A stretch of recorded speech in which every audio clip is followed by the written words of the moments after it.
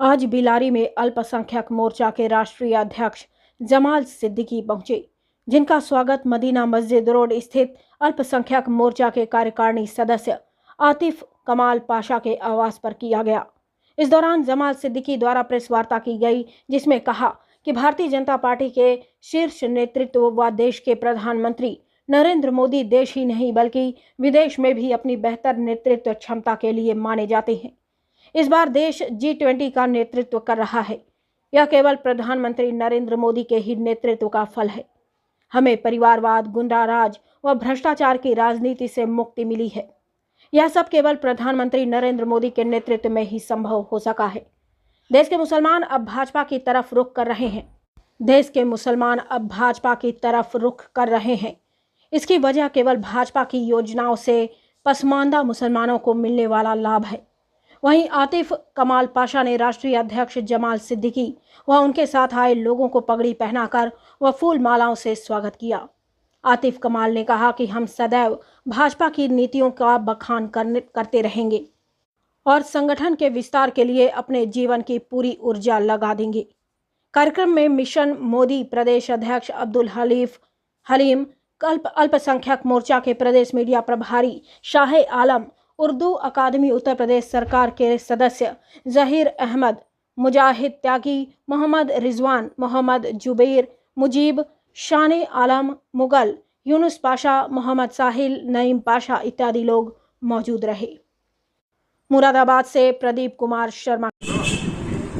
मैं पार्टी से बताऊं, मैं अमर उजाला से हूँ। आप समझे नहीं, आप जहाँ कहेंगे मैं आऊँगा। लेकिन अगर कोई निमंत्रण दे रहा है तो पहले बताना था। मैं अपने पार्टी से बात करता, हो सकता कोई विवादित हो तो मैं संगठन को बड़ा करने आया हूँ। क्या सबकी सहमति है? 2024 के आगामी लोकसभा चुनाव को लेकर अल्पसंख्यक मोर्चा की क्या तैयारी है, आपकी क्या प्लानिंग है और कैसे सरकार बनेगी केंद्र में? ये बहुत सौभाग्य की बात है कि हमारे पास श्री नरेंद्र मोदी जी जैसा एक नेतृत्व है और इस नेतृत्व को और मजबूत करने के लिए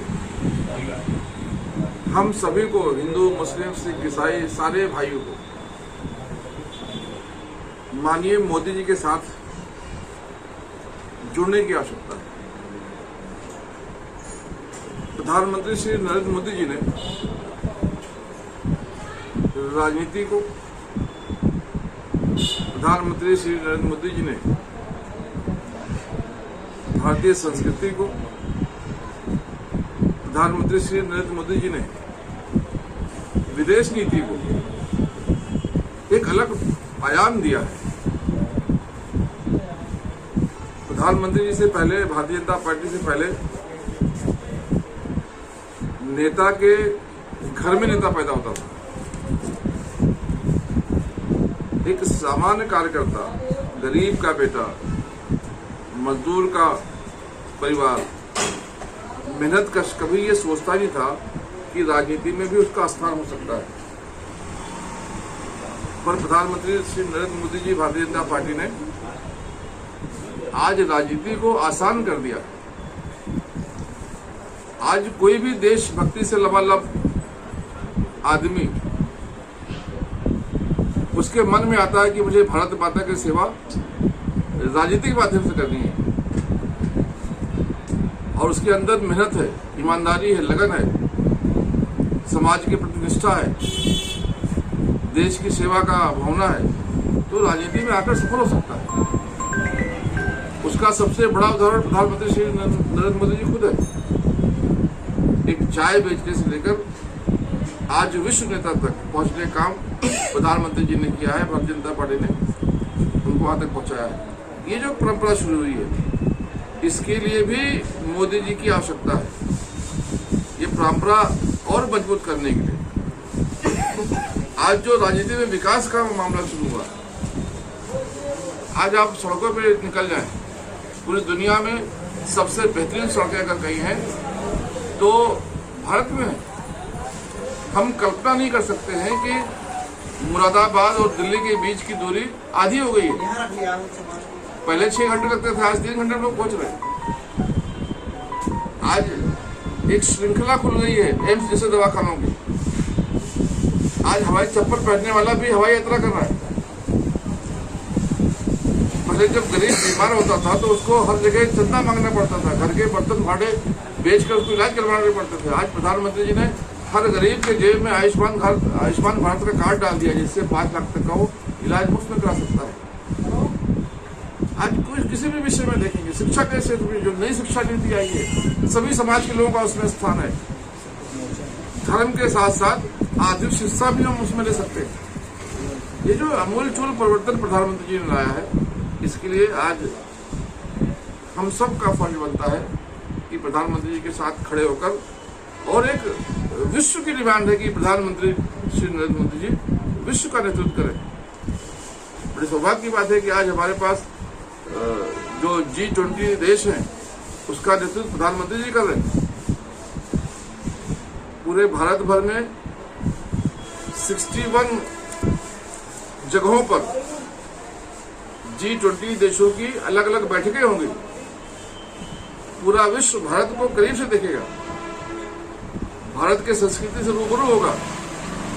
ये जो एक नया दिशा दिया है प्रधानमंत्री जी ने, इससे देश नहीं दुनिया में उनकी डिमांड है। पाकिस्तान जैसा मुल्क, वहां की युवा कहते हैं या अल्लाह हमें भी मोदी दे दे। ये जो हमारे पास अवसर है, मैं अपने साथियों से अपील करूंगा, विशेष रूप से जो हमारे अल्पसंख्यक मुस्लिम भाइयों से कहूंगा कि ये मौका हमें गंवाना नहीं है। बड़ी मुश्किल से परिवारवादी राजनीति से हमने छुटकारा पाया है, बड़ी मुश्किल से भ्रष्टाचार की राजनीति से हमने छुटकारा पाया है, बड़ी मुश्किल से दंगाइयों से हमने छुटकारा पाया है। दोबारा उस दलदल में नहीं जाना है, तो फिर से हमें श्री नरेंद्र मोदी जी को चुनकर लाना है। और उत्तर प्रदेश ने तो संकेत दे दिया है। जब 2017 का चुनाव हुआ था, उसी समय जो राजनीति के पंडित थे, उन्होंने कहा था कि उत्तर प्रदेश का चुनाव ये संकेत दे रहा है कि 2019 में फिर से मोदी जी आने वाले हैं। तो आज भी 2022 में जो चुनाव हुआ और जिस प्रकार से यहाँ पर लोगों ने समर्थन दिया, एक संकेत है कि फिर से मोदी जी आने वाले हैं। अच्छा लोग जी, ये बताइए कि चूंकि आप अल्पसंख्यक मुस्लिम समुदाय को जो है भारतीय जनता पार्टी से अटैच कर रहे हैं, तो ऐसी वो कौन सी योजनाएं हैं जिनके लिए आप काम कर रहे हैं? पसमानदा मुसलमानों के लिए ऐसा कौन सा काम है जिन योजनाओं को बता करके मुसलमानों को आप आकर्षित करेंगे और भारतीय जनता पार्टी से जोड़ेंगे? प्रधानमंत्री श्री नरेंद्र मोदी की जो सरकार है, वो गरीब कल्याण के लिए काम कर रही है। और दुर्भाग्यवश आज देश में सबसे ज्यादा गरीब मुसलमान है। तो प्रधानमंत्री जी की सारी योजनाएं, उसका लाभ मुसलमानों को मिल रहा है, उसको लाभ पहुंचाने का काम कर रहे हैं। प्रधानमंत्री जी ने चिंता जाहिर की कि जो मुसलमानों में पसमंदा है, पिछड़ा है, उस तक हमारी पहुंच बढ़ाने की आवश्यकता है। हम संगठन के माध्यम से जो पसमंदा मुसलमान है, अंसारी हैं, दुनिया है, जुलाहे हैं, लोहार है, बड़ई है, जितने भी हमारे भाई हैं, इन तक अपनी पहुंच बना रहे और संगठन में, सरकार में इनको स्थान मिले। सरकारी योजनाएं हैं, चाहे प्रधानमंत्री आवास योजना हो, चाहे आयुष्मान भारत की योजना हो, चाहे वहाँ पर प्रधानमंत्री मुद्रा योजना की योजना हो, जो सारी योजनाएं हैं, उन योजनाओं का हम उनको लाभ देने की कोशिश कर रहे हैं। 350 योजनाएं ऐसी हैं जो अल्पसंख्यक समाज के लिए चलाई जा रही है, उसका हम उनको लाभ देने की कोशिश कर रहे हैं। ये सारी योजनाओं को लेकर जाकर, क्योंकि प्रधानमंत्री जी का मानना है कि जब भारत विश्व गुरु कब बनेगा, जब देश का हर वर्ग मजबूत होगा। अच्छा, आपने यहाँ पर अध्यक्ष जी बुनकर समाज का जिक्र किया। अभी यहाँ पर उत्तर प्रदेश में बुनकर उद्योग को लेकर के काफी दिक्कतें आई हैं और बिजली की सब्सिडी यहाँ पर खत्म कर दी गई है, जो बुनकर उद्योग में उनको मिला करती थी। तो ऐसे में कैसे बुनकर समाज भारतीय जनता पार्टी से जुड़ेगा जब उनकी सरकार में उनकी वो बुनकर उद्योग पर मिलने वाली बिजली की सब्सिडी खत्म कर दी? देखिए, भारतीय जनता पार्टी की सरकार ये गरीब कल्याण की सरकार है, आम जनता की सरकार है। जो यहाँ पर निर्णय होते हैं वो लाभ के लिए होते हैं, फायदा पहुंचाने के लिए होते हैं। अगर इससे कोई कठिनाई है तो जरूर इसके विषय में चर्चा किया जाएगा और जरूर हम लोग भी इसके विषय में सरकार से बात करेंगे और जनता की कठिनाई ना हो, इसके लिए हम लोग काम करेंगे।